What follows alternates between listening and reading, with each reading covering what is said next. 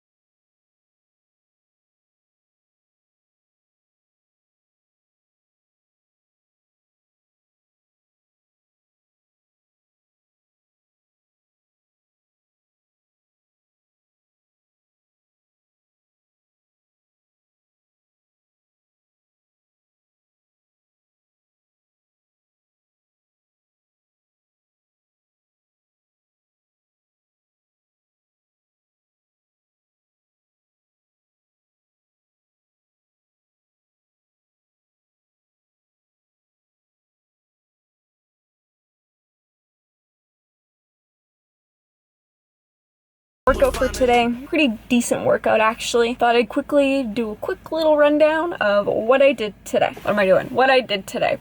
So firstly, started off with some back squats. I have to say that doing squatting, benching, and even deadlifting, my favorite lift, they are becoming a chore. I'm really not enjoying doing them just because of the complexity of them and how much my strength has really gone down over the last couple of weeks. So I definitely find that they're a little bit of a chore, but I'm still incorporating them in, but I might look at maybe dropping squats for the last month or something like that, just so I am enjoying my workouts just a little bit and not really dreading it.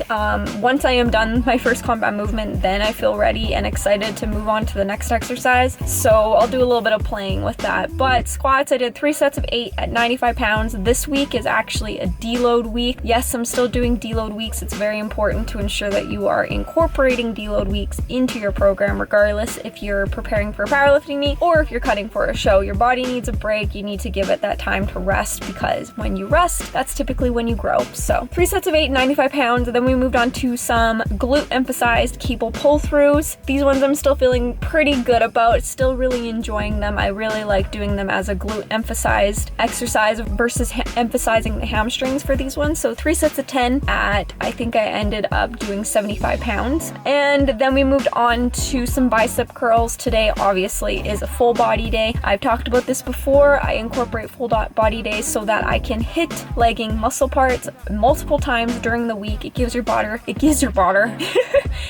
body more time to recover, so you can actually increase your frequency, and increasing your frequency will increase your overall volume, which ultimately leads to gain. So that is my reasoning behind that versus just doing an entire arms day, an entire chest day, even sometimes an entire leg day. So bicep curls, I honestly do one exercise biceps a week, and this is them right here. And the reason I only do biceps once a week is because I find I have very dominant biceps, and I definitely get a lot of activation when I do back exercises, so lat pull downs, pull ups, and stuff like that. Any type of back exercises, my biceps are being activated as well. So I definitely find that my biceps are developed enough where I don't need to train them multiple times a week.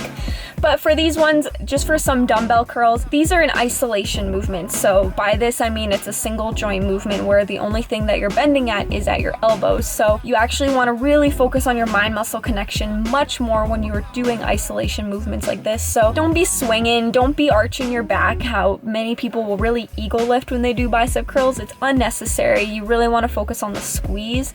I've talked about this before. Kyle is the king when it comes to this, so that's why I sit down when I do bicep curls, because sometimes I really want to lift a little bit heavier, but by sitting down it really helps me avoid sides swinging and really focus on the contraction. Then moved on to some Bulgarian split squats. These ones I am starting to feel a lot more. I used to really hate this exercise, but once I started focusing more on pushing the earth away from you when you go to stand back up, I definitely feel it in my glutes of the supporting leg much more. So this exercise is starting to become, don't quote me on this, is starting to become an all-time favorite, but I have a love-hate relationship with Bulgarian split squats. Then what did I move on to? I think it was dumbbell reverse flies. So as you can see with these ones, I lift super light, 3 sets of 15 here, so only 10 pounds, and I'm actually turning my wrists out. I got this pro tip from my friend Brooks, and I find that I can feel it in my rear delts so much more than if you have more of a neutral grip. So that is why my wrists are turned out like that. Give it a try. You definitely want to be ensure that you are feeling it in your rear delts, and don't ego lift with this exercise as well. Most people's rear delts are extremely underdeveloped because most people neglect to train their rear delts, myself included. So definitely make sure that you aren't ego lifting with these and just focusing again on the contraction. Then we moved on to some dips. I did 3 AMRAP sets, so I think I managed to do 10 to 15 reps for all 3 sets. And for these ones, I just had my legs up on another bench in order for me to get more of a range of motion. You can do this on like the assisted pull-up machine where you do it assisted or unassisted. I find when I do unassisted dips, which was what I was supposed to do today, I can only do maybe about 5 reps.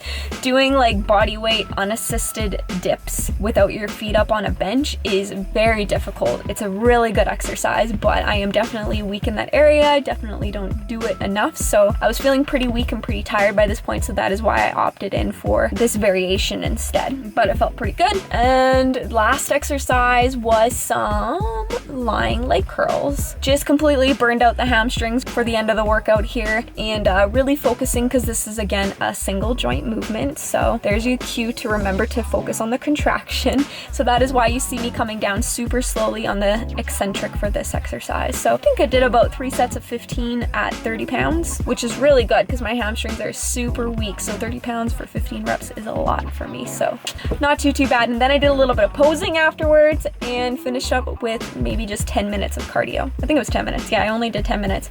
I have 120 minutes of cardio throughout the week, and how I space that out, it really doesn't matter. I was gonna do 20 minutes today, but I've only had 1 meal before working out today because I worked out a little bit earlier today and I'm starving. So 10 minutes it was. Now it's time to go fucking eat. Since I left, you stood the test of time like a leader.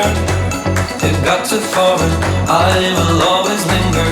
You went away to feel the wind getting thinner. It worked and I was on the verge looking back. We had all the reasons to split, and we made it final, went into forever. Alright, post-workout meal complete. Before we wrap up the video today, I want to quickly discuss body weight fluctuations. We have talked about this time and time again, and I don't care. I'm going to continue to talk about this until I'm blue in the face, until people realize that body weight fluctuations are completely normal. They need to be accepted. They need to be expected as well. So let's quickly overlay my body weight fluctuations for the last week or so. All right.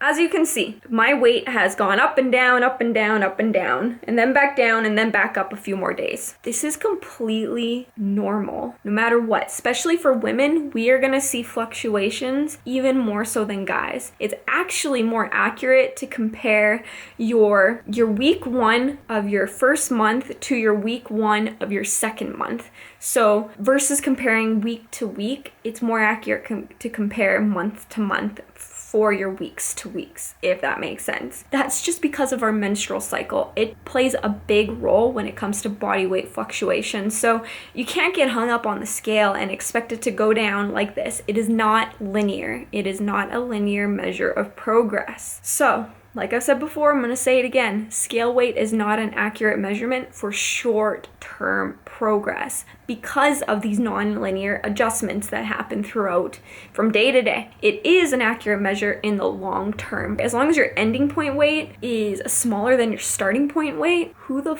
cares what happens in between here? Who cares? The number's gonna go up and down. You need to expect that. So I know I get it that breaking this mindset is a complete challenge. We've all been programmed that the scale should go down linearly and that it should be easy, right? But if you find that that's a challenge for you, then I honestly just recommend stop stepping on the scale every single day. If you can handle it and you're okay with those fluctuations, then by all means, go ahead. More data, the better. The better you're gonna be able to understand your body and understand why it is fluctuating just for educational purposes. But if it's driving you nuts, stop doing it. Get off the scale. It's just going to lead to discouragement and could ultimately lead you to quitting. I hope that helps. I'll keep talking about that time and time again because I think people need to continuously hear it. So on that note, you guys, we are going to end the video right here. Thank you guys so much for watching. We are almost at 1,000 subscribers. You guys rock. I love you guys so much. Make sure you guys like, comment, subscribe. See